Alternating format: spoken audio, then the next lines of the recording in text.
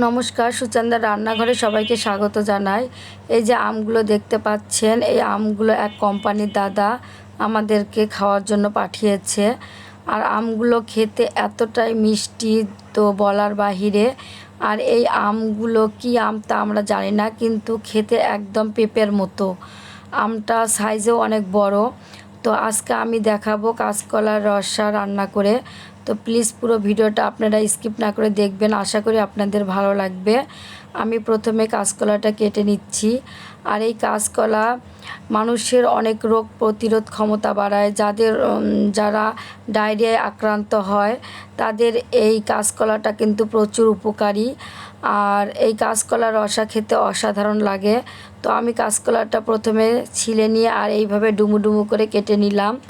তারপর আমি কিছু আলু নিয়েছি, আলুগুলো আমি সিদ্ধ করে নিয়েছি।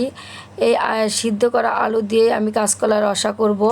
আপনারা চাইলে আলুটা আপনারা সিদ্ধ না করে এমনিতেই কাঁচা অবস্থায় ডুমু ডুমু করে কেটে দিতে পারেন। আমি আলুটা সিদ্ধ করে নিয়ে তারপর ছিলে এইভাবে একটু হালকা ভেঙে নিয়েছি। আর তার সাথে থাকছে পাঁচমিশালি ভাজা, যেমন করলা, পটল, আলু, বরবটি, ঢ্যাঁড়স, এই সমস্ত সবজিগুলো আমি কেটে নিয়েছি, একবারে ভেজে নিব। তাই আমি এগুলো একটু বড় সাইজ করেই কেটে নিয়েছি। তো কড়াইতে তেল দিয়ে দিলাম।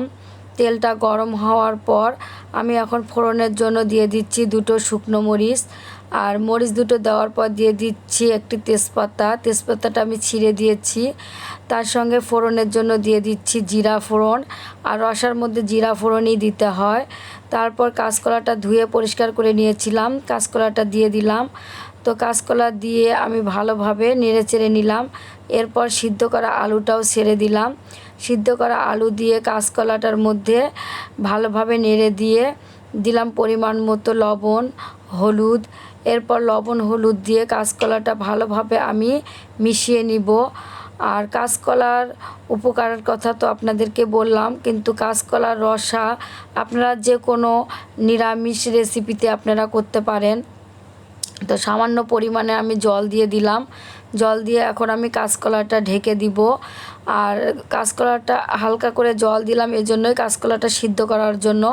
আর আলুটা তো সিদ্ধ করাই আছে। আর দেখতে পাচ্ছেন এরই মাঝে কত বড় একটা মাছ নিয়ে এসেছে। আর এই মাছটা আমি রসা রান্না করার মাঝে মাঝেই মাছটা আমি গিয়ে কেটে ফ্রিজে রেখে তুলে রাখলাম।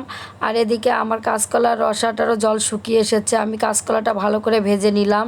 তারপর দিয়ে দিলাম জিরা বাটা, আদা বাটা, দিয়ে তার সঙ্গে থাকছে মরিচের গুঁড়ো। আর এই মরিচের গুঁড়োটা আপনারা চাইলে কম বেশি করে দিতে পারেন, আপনারা ঝাল যেরকম খাবেন সেরকম দিবেন। আমি দিয়ে আবারও মশলাগুলো দিয়ে ভালোভাবে কষিয়ে নিলাম। তারপর সামান্য পরিমাণে জল দিলাম। জল দেওয়ার পর আবারও মশলাগুলো দিয়ে ভালো করে কষালাম, কেননা জল না দিলে মশলাগুলো পুড়ে যেতে পারে, এজন্য আমি মশলা দিয়ে দিলাম। তো মশলা দেওয়ার পর জল দিয়ে ভালোভাবে কষিয়ে আমি ঝোলের জন্য জল দিয়ে দিলাম। ঝোলটা ফুটে গেছে। আর দেখেন রসাটা একদম মাখো মাখো হয়েছে। আমি রসাটা নামিয়ে নিলাম। আর এই রসাটা দুর্দান্ত লাগে খেতে, গরম ভাত। আর গরম ভাতের সঙ্গে রসার সঙ্গে থাকছে পাঁচমিশালি ভাজা। আর এই ভাজাটাও আমি এরই মাঝে ভেজে নিচ্ছি। ভাজার মধ্যে দিয়ে দিচ্ছি লবণ, তারপর দিয়ে দিলাম হলুদ গুঁড়ো।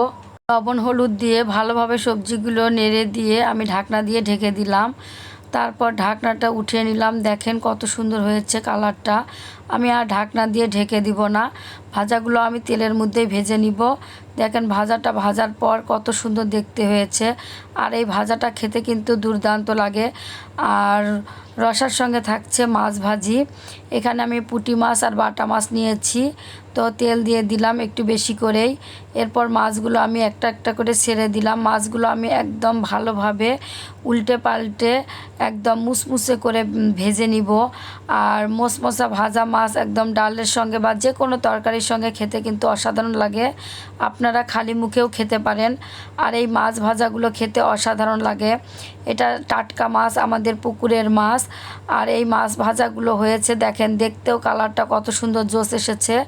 আর মাছ ভাজা যদি ভালো না হয় তাহলে কাঁচা কাঁচা লাগে। মাছটা যত ভালো কড়া ভাজা হবে খেতে তত দুর্দান্ত লাগবে। আর মাছটা দেখেন কালারটাই সুন্দর এসেছে। তো আমার সমস্ত মাছগুলো ভাজা হয়েছে। আর এই মাছগুলো ভাজার পর গরম ভাতের সাথে খেতে যা লাগবে না বলার বাহিরে। তো আমার 3টে রান্নাই কমপ্লিট হয়েছে। আজকের রেসিপিটা আপনাদের কেমন লেগেছে অবশ্যই কমেন্ট করে জানাবেন। ভালো লেগে থাকলে সাবস্ক্রাইব করে আমাদের পাশে থাকবেন। আবারও দেখা হবে নতুন কোনো ভিডিও নিয়ে। আজ এ পর্যন্তই।